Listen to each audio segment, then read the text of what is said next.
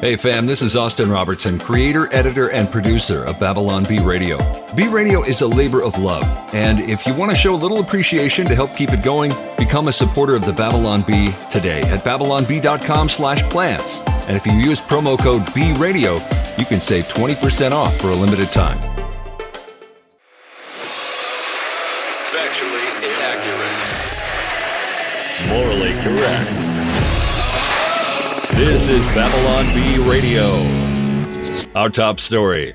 In a stunning result that came much more quickly than observers expected, the 12-member jury in the Fox News Dominion software trial has voted in favor of Dominion by a count of 138,000 to 1. This was a complete reversal of the way things looked just last night, said legal analyst Alan Dershowitz when word of the ruling began to come out. It seemed like the decision would end up being much closer, but at some indiscernible point, a massive number of jury members flocked to Dominion's side of the argument. A total landslide decision. The court reportedly had only recently decided to switch to a new electronic jury vote tabulation system, though this switch is said to have absolutely nothing whatsoever to do with the overwhelming decision in Dominion Software's favor. Apples and oranges, said a courtroom insider with knowledge of the choice to use electronic jury voting. The fact that we went with electronic vote counting and the lopsided result are entirely unrelated, and any speculation otherwise is just a ridiculously far-fetched crackpot conspiracy theory. There's also nothing worth investigating regarding the fact that there are only 12 jury members, yet there were over 138,000 jury votes received. It's normal. Nothing weird about it. Move on, you crazy conspiracy theorists. Manhattan DA Alvin Bragg was rumored to already be reaching out to the Delaware court to find out more information about the electronic jury vote tabulation for potential use in an upcoming New York case.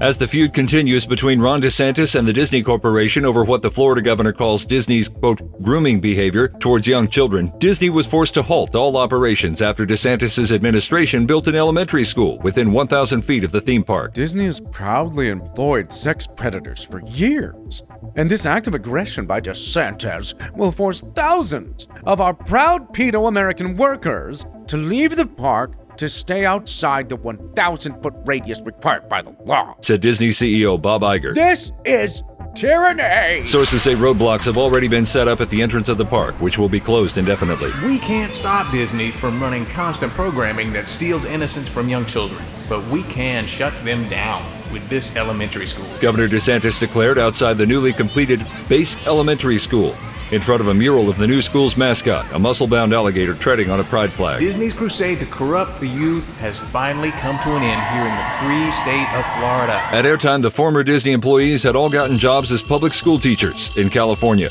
The creative minds behind the long-running children's television show Sesame Street have partnered with Hasbro to come up with what they believe will be this year's hot new toy, the Transition Me Elmo doll. This is the perfect toy to give to children of any age, said Samantha Malton, Chief Marketing and Brand Officer at Sesame Workshop. No matter the stage of your child's development, there's no wrong time to introduce them to the exciting new world of gender reassignment. Transition Me Elmo will have your youngster questioning their identity in no time. The new doll is set to coincide with Sesame Street's new push for inclusive subject matter, featuring the show's iconic characters embracing new ideas and worldviews to better train young minds to reject the most foundational concepts of science, family dynamics, and morality. If beloved characters like Elmo, Oscar the Grouch, Big Bird, and Bert and Ernie aren't trusted to teach your children who they are and what gender and sexual roles define them as human beings, then who will? The doll will not only offer young impressionable children the opportunity to transition Elmo to any number of genders, but also play pre-recorded progressive lessons when various body parts are squeezed. I have boy parts, but I feel like I'm a girl. You were born in the wrong body.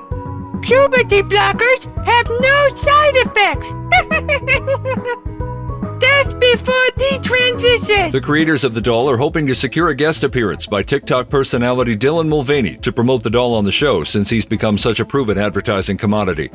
A local member of the Church of Jesus Christ of Latter-day Saints found himself experiencing an acute trial of faith recently. Following the controversy surrounding Bud Light's support of Dylan Mulvaney, he wished he drank beer so he could join the boycott of Bud Light. This boycott of Bud Light is sure to destroy Anheuser-Busch, said Mahan Rai McConkey while staring longingly at the refrigerated section of his local gas station. I just want to be a part of an effective, lasting campaign against woke corporations. Also, what in the world is a lager?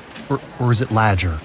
Lager? As a Latter-day Saint, Mormon, or MOTCOJCOLDS, McConkie typically abstains from beer, but has never been more tempted to partake of the sinful beverage than at this moment, when so much is at stake. I feel like I'm not doing enough to fight the satanic woke agenda that's leading us by the neck into darkness with a flaxen cord.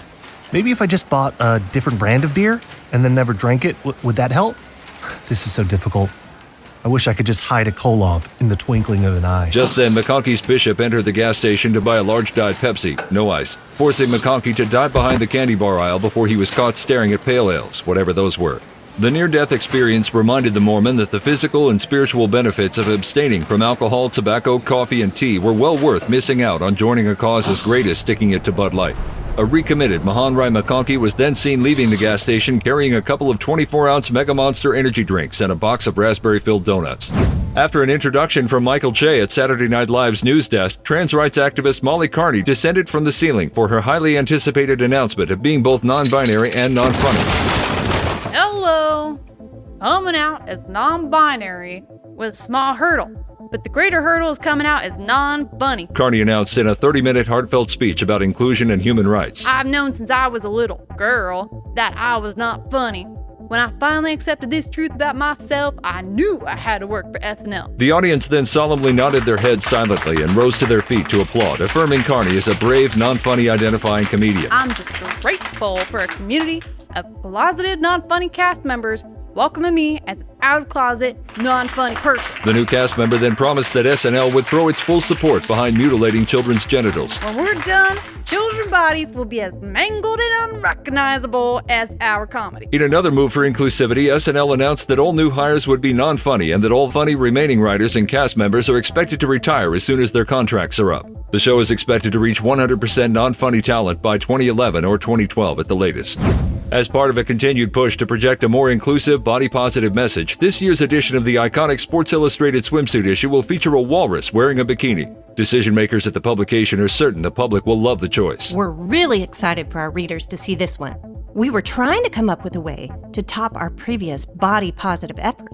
And as we were looking through photos of heavier swimsuit models, it hit us. What if we really went all the way with this and put a bikini on an actual walrus? It doesn't get any more inclusive than that. Though a number of plus-size models were holding out hope to get the coveted cover spot, they were still thrilled that different obese mammal would be given the honor. I was really hoping to have a shot at the cover, Said 500-pound model Peaches Abernathy. but that walrus has got it going on. Yeah, she is proud of that body and she owns it. You slay, queen. Though not immediately available for comment, the walrus reportedly seemed indifferent to being chosen to grace the magazine cover and responded with a series of unappealing grunts. The walrus's upcoming appearance on The View to promote the swimsuit issue was canceled after it was eaten by a killer whale. Peppa Pig's family vacation took an unexpected turn for the worse after Jesus of Nazareth healed a nearby demoniac. Mommy Pig, why is Auntie Pig screaming and running into the sea? Oh wow, George Pig, how did you learn to spin your head all the way around like that? According to eyewitnesses, the Pig family had been enjoying a relaxing day building sandcastles before suddenly rushing to drown themselves in the sea.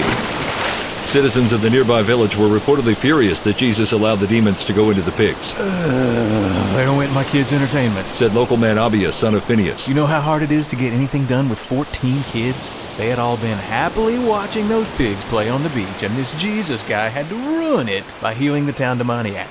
Jesus has to go. On his way out, Jesus was asked by the villagers to send a few demons to chase away this explorer named Dora. Owners of a local resort were left discouraged after John the Apostle left their establishment a decidedly negative one-star review following his stay. Do not recommend. The owners had hoped to generate some valuable word-of-mouth buzz after the disciple whom Jesus loved was exiled there, but now wondered how this blistering review may affect future business. Was exiled here by Roman authorities. As a man of advanced years, the accommodations were not comfortable for me at all. I slept in a cave, for crying out loud. The steep cliffs all over the island are terribly dangerous.